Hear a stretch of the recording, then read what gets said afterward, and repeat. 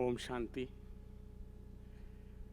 I feel very honored and privileged to be invited to this event, which is celebrating the 40th anniversary of the Brahma Kumaris in the United States.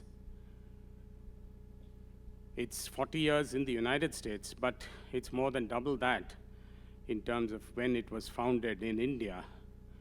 And I also think that in today's world, which is very chaotic, uncertain, confused, we need guiding lights. We need some way of finding the right path. We need a good GPS. And it is in this context that I am delighted that we have with us an extremely inspirational speaker in Sister Shivani, who will be telling us, and I'm extremely thrilled to hear this, not just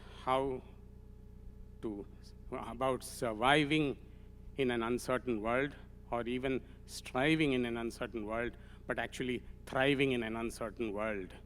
And this, I think, is very critical for us as we try to navigate the choppy waters of life and make our way through this world. Thank you, Sister Shivani, for being with us, and we look forward to the talk.